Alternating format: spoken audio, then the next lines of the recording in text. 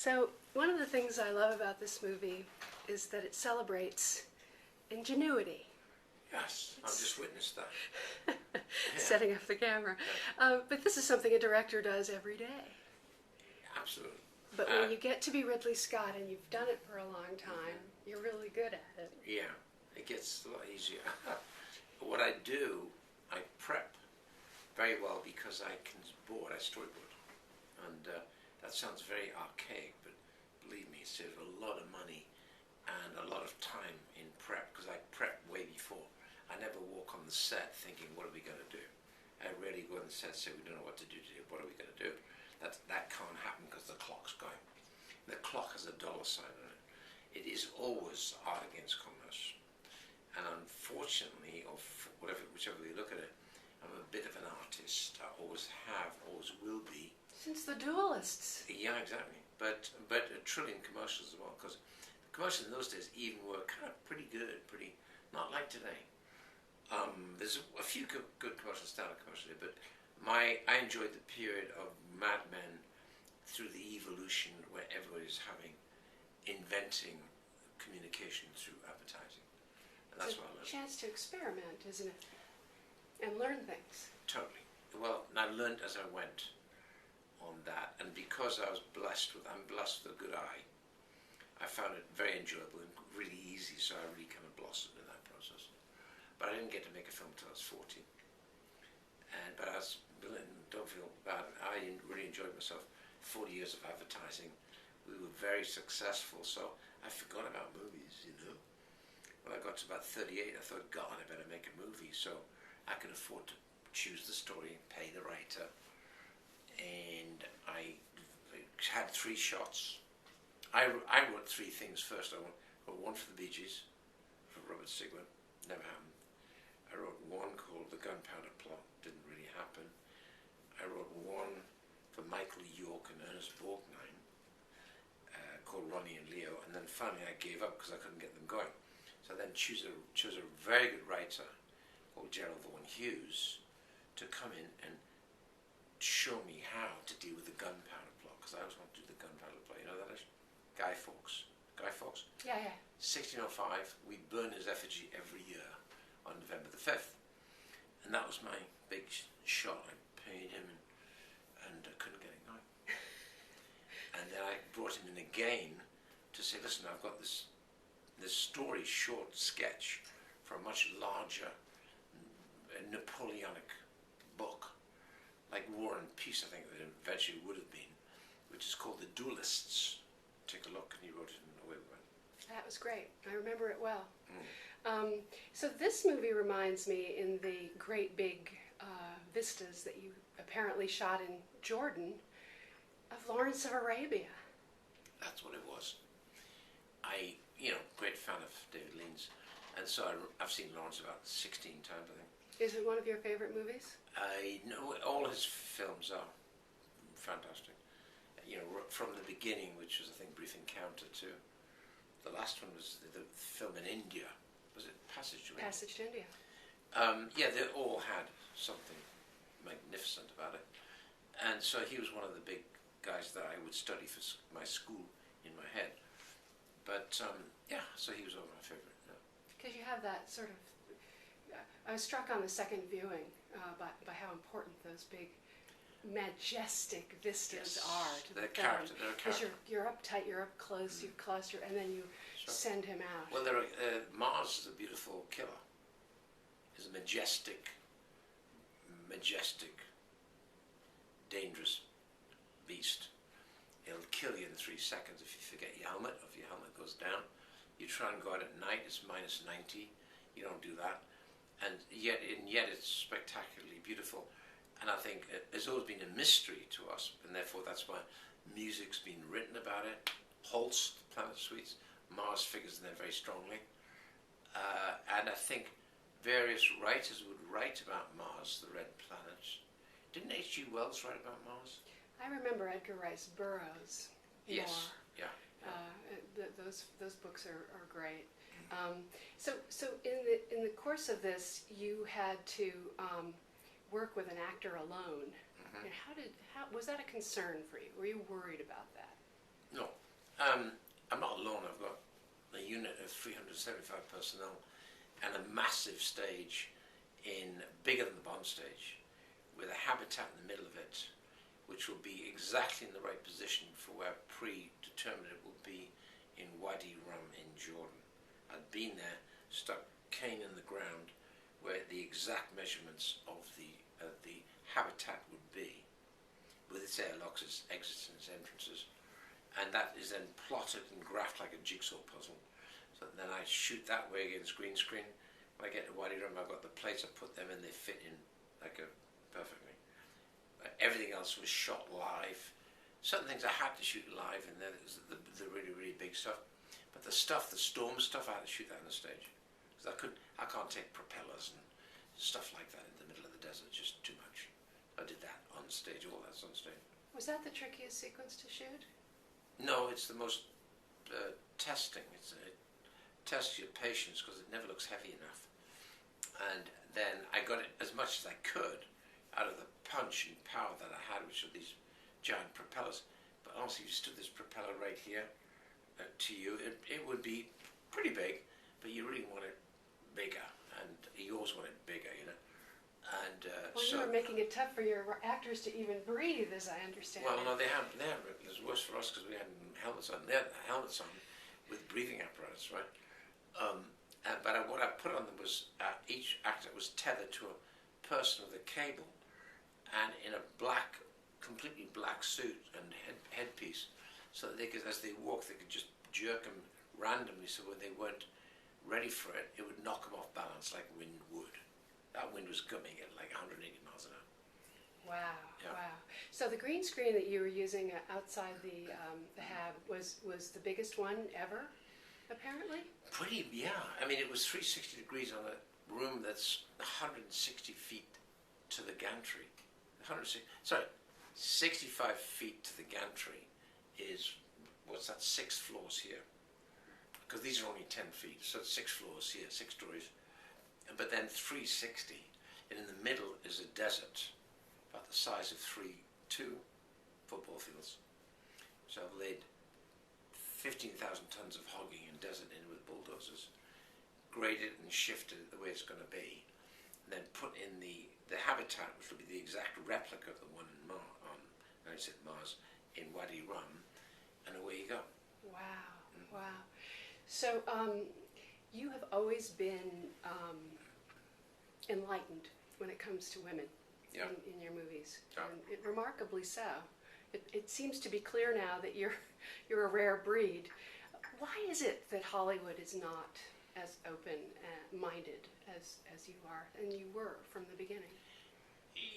Yeah, I mean, I never really questioned it because I'd always look on the icons of Hollywood before, in the great actresses that came out of Hollywood, and one is only aware of what's presented on screen. One isn't aware of the backstory of what really went on behind all of that. But so all I did was buy into what I saw, right? The confidence that I saw. So I never really gave it a lot of thought. And I've been in business with my company 40 years. London, New York, LA. And in that time, there's only one man has run the companies. They've all been women. So I always figure the best guy got the job, right? So the lady who runs London office is Chinese, been there with me now, God, running the company about 19 years. In LA, 27 years, is the person who runs LA in New York, and so has been women. So the Jessica Chastain character, as I understand it, from the book to the screenplay to the movie, those were written as women characters, the ones that you had. Totally. But you gave her a bigger action sequence than was written. Well, I figured Lewis had to be Jessica Chastain. It had to be the real reason at the end of the film that she would go out. She would not risk another crew member being a captain. And she had taken it on herself to take this monumental decision to turn around, which, as she said, was definitely leave them wide open for the military thing, what's it called, court-martial when they got back. they would probably never be allowed up there again, and therefore she was prepared to take that chance. And as Mitch says, he said, this is not about one person. Mitch said, yes, it is. It is about one person. That's why we're going back. We leave no man behind. And so that's why I think it was important she did it at the end. When she said, I'm going, you stay here. I'll risk it. If I miss, we miss, we all. I die, he dies. What other changes did you bring when you came on board? Not a lot. There was a lot to do, and I do things incrementally. I'm boarding all the time, a storyboard. I literally draw. I'm really kind of a lot of art school days, and so I can really draw, you know. And so they're not stick figures. These are really thought through. It's a bit like having writer's cramp. If you had the old typewriter, and they say you just start typing. By the time you get the end paragraph, you're off and running. It's the effort to start typing, right? And to me, I just start boarding, and suddenly it evolves, and then it all comes into you. It's in your brain, right? The whole movie. The vision's there. Does it start to just You got to have a vision. You got to have a vision. That's not pretentious. You got to have a vision. You got to be able to pre-think, because you got the best screen room in the world right here. Because you know the good old days of BBC. Sound radio. They would have dramas on sound radio, quite ambitious pieces with sound effects, footsteps, sounds of horses, whatever it was, sound of the wind, creaking trees, and they were very visual, incredibly visual, because that's working. And so when I'm reading, that's working. I'm seeing the picture. I'm even seeing sometimes the actor. This could be so and so. Now Matt was already on board when you came on board? Yeah. Because your schedules were he was more concerned that he'd done it already. In Interstellar? Yes, and he said, how close? He said, well, I'm marooned on the planet. I went, really? He said, yeah. So let me have a look, and I think, you know what, let's move on. I couldn't be better off than with Matt David. What is the quality that he needed to have here? The humor? Everything. Calm, humor, reality, a real person. He's very funny, very dry, very laconic, and that combination. Also, he's a good writer, so he appreciated a lot of the dialogue, even though there was a lot of it. There's a lot of voiceover, and we were both concerned about just pure voiceover. Well, it's a bit of a trick that you're performing, where it's first he's giving it to the video, but then it becomes almost like he's talking to himself. Well, I gave him GoPros. So everywhere, you know, GoPros? Yeah. I gave like 22 GoPros in the habitat and 4 in the rover, so that eventually he starts to talk to them like a person. That gives him an attitude towards the character. The camera. The one, which is Captain's Log. This is Captain's Log. So this is like Star Trek. Hi, it's me. I'm still alive. Surprise! He can do that and start to have fun. That was essential. That we played out against the peril and fear that he was feeling. Can't show it. He showed it twice. He showed fear 3 times. Very effectively. Yeah. When he's facing death. Yeah. And when he writes to the commander. Yeah. So you also reshuffled the order of the movie from what the script was? Yes. The script had got the storm about an hour in. So we went through the film without that storm sequence where they had to take off. That storm sequence came an hour in, was attached to to the Hermes after they'd left him behind, right? So that was all connected in one lump. And it was too long. It took you out of the narrative too long.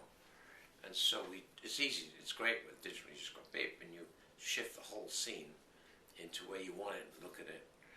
And the problem about that is you can't judge. Any cut will work. You got to watch the whole goddamn movie again to see what it does to you in the overall scheme of things. So you got to be patient. And editing is, you need patience. I imagine that it gives you the part of the emotional narrative arc for the crew. It's Especially good. the Jessica Chastain character. Well, what's even interesting, I think, is that, and I still watch it, I've seen it enough now, but we go through, they have to take off, they lose Matt, he stays behind, he's dead, NASA says he's dead to the world, you go back, find he's not. Now that evolves right a long way in, to one day you suddenly come back and go, oh, what's that? Oh my God, that's the Hermes. And you go, oh, of course, them. You've forgotten about them. Well, there's a long stretch where you're without them. It's a great cut to suddenly go back, oh my God, what are they thinking? And how is this going to evolve? So that was a great movement to do that. All right. So the disco is a plus. That was Yes. a friend to the director. Yes. Now that was in the book, and I thought it was funny. I could see what it was doing. It was laconic, amusing, tongue-in-cheek, and you don't have to go too closely into that because why didn't he have music or why didn't he have classical music, right? But he didn't need to answer that question. It just worked. Just go for it, you know. Maybe he was musical. He didn't like music at all, but there was some Happy Days, and there were some old TV shows that they'd taken up there to watch, classics. So yeah, the music was in there. I just stuck with the plan. Yeah, that worked really well. Yeah, really well. Yeah. And then you have the sketch that you were referring to. There's a drawing that you did. Yes. With the line, I'm going to science the shit out of this Well, they said, planet. can you do a drawing? It's going to go up to space on the Pluto mission. I went, yeah. So I drew on the front page of the script, and it went up into space. The Pluto mission is the first thing. It's going to be the first experiment with a view to going and landing on Mars. Wow. So this is a trial run to see, take it up and bring it back. And they took it up, brought it back, and I've now got that framed drawing with their stamp of seal saying this has been up X million miles into space and back.